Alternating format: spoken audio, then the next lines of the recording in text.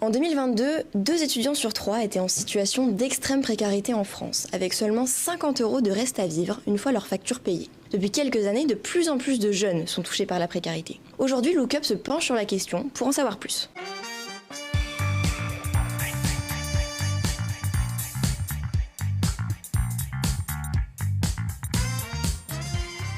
Pour comprendre le phénomène de précarité étudiante, on peut commencer par définir ce qu'est la précarité. Le magazine Alternative économique définit la précarité comme une situation sociale d'une personne dont les conditions de vie, logement, revenus, situation familiale et les conditions d'emploi à venir sont marquées par une forte incertitude.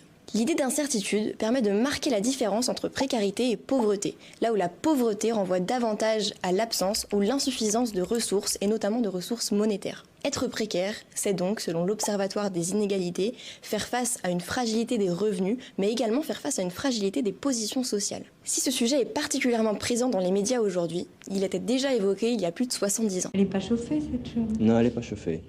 Et quand il fait très froid, comment faites-vous? On se couvre un peu plus avec les couvertures du lit, quoi. Depuis cette période, la précarité étudiante s'est développée.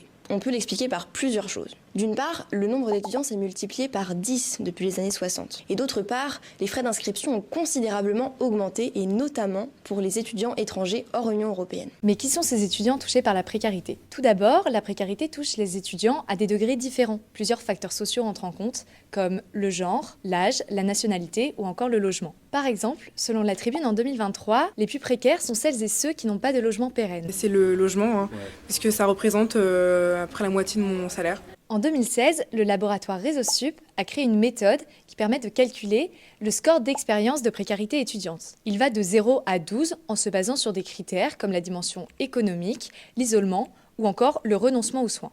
Parfois, on se dit, même aller à la pharmacie, si c'est pas remboursé, on y réfléchit à 2 fois. Parmi ces critères, il y a notamment la bourse sur critères sociaux. Cependant, ce système est souvent remis en question. En effet, il est pensé comme une aide complémentaire à celle des parents. Pourtant, elle est souvent jugée insuffisante pour celles et ceux qui ne bénéficient pas de cette aide parentale. J'ai la bourse et j'ai pas d'autre aide à côté. Depuis 2020, on observe une véritable précarisation des étudiants. On peut l'expliquer de 2 façons. Premièrement, la crise sanitaire qui a entraîné un arrêt de l'activité économique. 6 étudiants sur 10 sont arrêtés, réduits ou changés leur activité rémunérée, sachant qu'une majorité d'étudiants dépend de son job effectué à côté des études pour subvenir à ses besoins. Alors j'ai 2 jobs en dehors de mes études et c'est tout simplement parce que je suis complètement indépendante de ma mère financièrement. Deuxièmement, le phénomène d'inflation a augmenté le coût de la vie étudiante. En août, le syndicat UNEF a révélé que les étudiants devraient débourser 595 € de plus par rapport à 2022. Il y a un moment dans le mois où si on fait une sortie, ça devient plus compliqué de payer la nourriture parce que tout est super cher. Quand on fait attention à ce qu'on mange, surtout avec l'inflation, avec ce qu'on doit acheter, etc. Pour répondre à ce phénomène, le gouvernement a revalorisé les bourses du Crous à hauteur de 37 € par mois. Ça change pas vraiment grand chose, ça suit juste l'inflation, donc en fait on revient au même problème, il n'y a pas assez de budget pour les étudiants.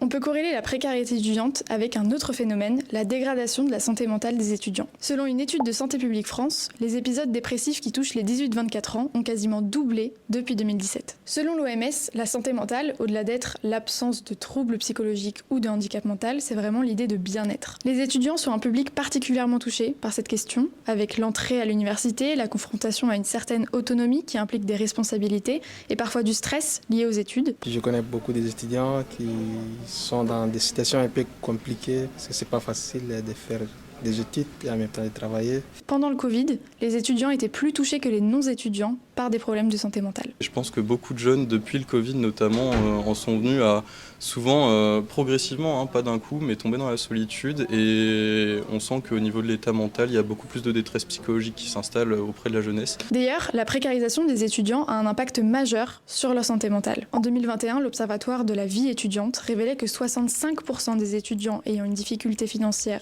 importante ou très importante présentaient des signes de détresse psychologique. Surtout après, il faut chercher à manger. Moi, j'ai pas autant d'argent pour faire tout ce que je veux, sous payer l'école, payer les fournitures, payer la nourriture, enfin c'est un peu compliqué. Donc. On peut parler du stress lié aux difficultés rencontrées pour se nourrir ou encore l'incapacité financière d'effectuer un suivi psychologique. Moi j'ai besoin de bien manger en règle générale si je veux être bien dans mon corps, dans ma tête. Ça m'est arrivé de sauter des repas parfois parce que j'ai pas assez pour la fin du mois et c'est très compliqué parce que du coup, comment expliquer, ça fait qu'on a faim, on est fatigué, on a plus du mal à se concentrer donc ça zappe un peu le moral. Plus d'un tiers des étudiants de 18-24 ans estiment ne pas prendre soin de leur santé mentale en 2023.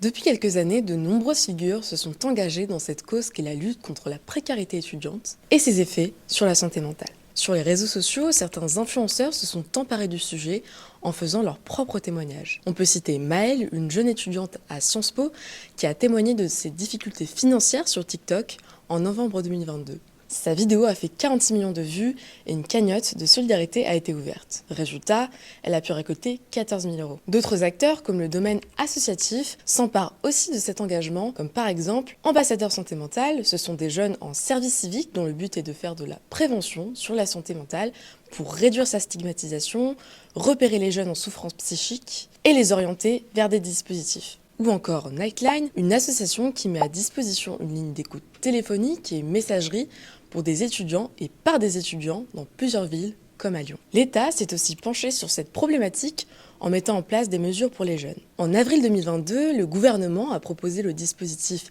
Santé Psy étudiant qui consiste à rembourser 1 à 8 séances de psychologue par la sécurité sociale.